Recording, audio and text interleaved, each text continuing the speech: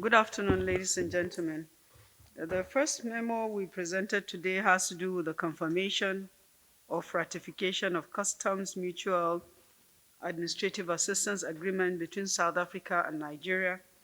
And the purpose for us is for the customs law in the respective territories to be properly observed, to prevent and also enhance investigation and to combat customs offenses, and to afford each country mutual assistance in cases concerning the delivery of documents regarding the application of customs laws in our two countries. The importance of this for us is cooperation between Nigeria and South Africa, as it has become even more important now with the ascension, with the coming into effect of the Africa Continental Free Trade Agreement.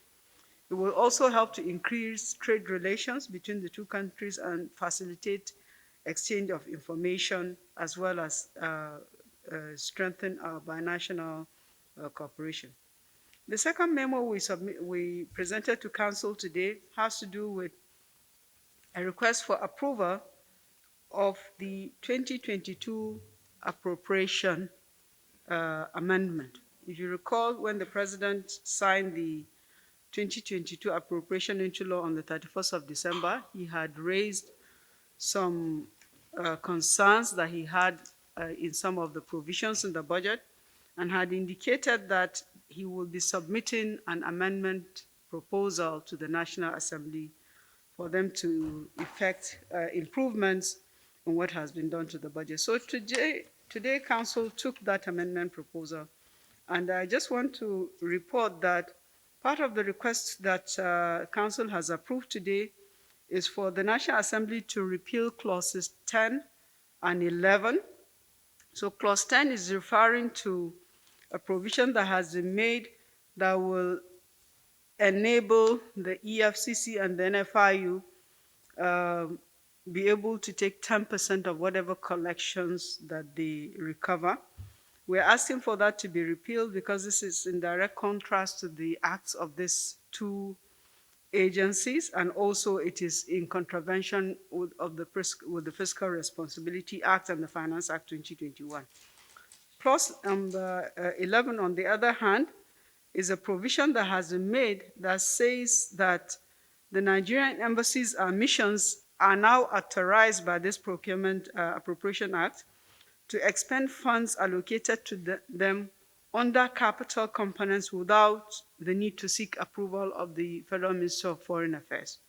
This again, in our view, and Council agreed, is inconsistent with financial regulations and also inconsistent with the provisions of the Public Procurement Act. So we're asking for those to be repealed. So Council also approved that some of the changes that were made in the Appropriation Act, totaling 103 billion naira, should be restored. And examples of this are 22 billion that was provided for sinking fund to mature bonds that will be ready for payment in 2022 in the Nigerian domestic market, and also 12 billion for counterpart funding that is required for the various rail projects, and 489 million to be adjusted also in the budget of the Ministry of Transport, Secretary of the Government of the Federation, and the Head of Service. These are projects that are provided in these ministries that are completely unrelated to their mandate, so implementation will be a problem. And also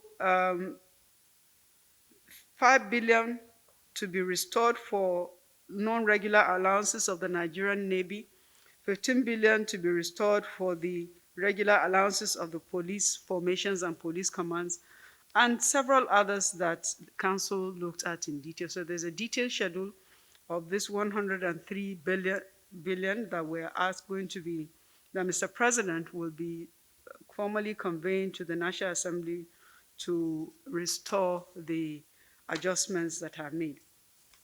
We also presented to Council today a request for Council's consideration to make additional funding provisions to enable us to meet incremental fuel subsidy requests in the 2022 budget. You recall that in the 2022 budget, as appropriated, we had made a provision of 443 billion for fuel subsidy for January to June. Having taken into account the current realities, increased hardship in the population, heightened inflation, and also that the measures that needed to be taken to enable a smoother exit of the fuel subsidy are not yet in place, it was agreed by Council that it is desirable to exit fuel subsidy. The Nigerian National Petroleum Company, NNPC, has presented to the Ministry a request for 3 trillion naira as fuel subsidy for 2022.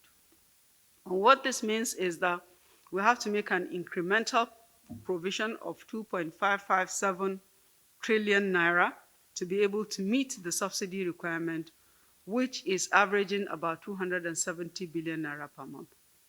In 2021, the actual under recovery that has been that has been charged to the Federation was 1.2 trillion, which means an average of 100 billion per month.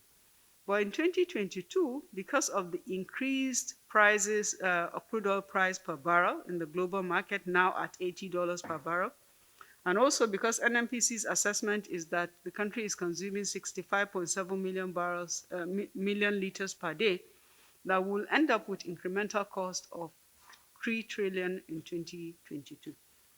So this has been considered by Council, and we've also been asked to approach the National Assembly for an amendment to the fiscal framework as well as the budget to also further discuss with NNPC on how to make provisions for this and also how to rationalize this expenditure. Thank you very much.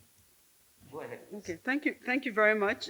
First of all, on the issue of fuel subsidy, the PIA had required that all petroleum products should be deregulated within 6 months of signing the PIA into law. And this 6 months would have meant from August to February.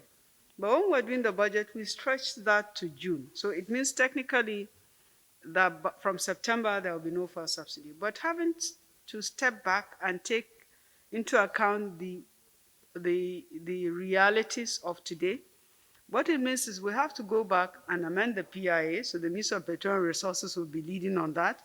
They had indicated that they will be asking for amendment to extend it to 18 months from 6 months.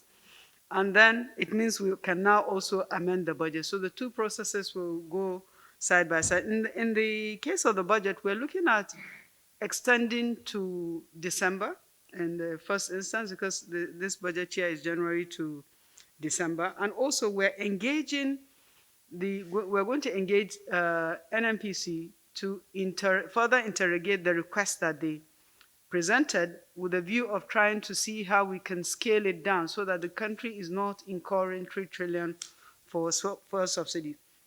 We agree with the view of the governors that there's a need to scale down on the side. So even as government is not immediately removing the fuel subsidy, we have to make sure that what the nation is incurring is efficient and that it is real cost that has been consumed by the country. How we fund it will be, so we hope to reduce it from that 3 trillion. That is one. Secondly, also, we have been running reconciliations with NNPC. No, the other lady asked a question, how do we fund this?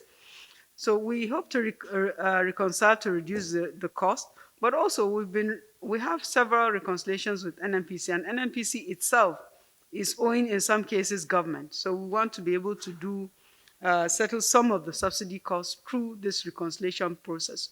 So when we're done with that, whatever is left that we're not able to apply to what NNPC is owing the Federation will now be increasing the deficit, and that means increased domestic borrowing. But we haven't finished those reconciliations. This is just the second day that this happened, and we're working. Thank you.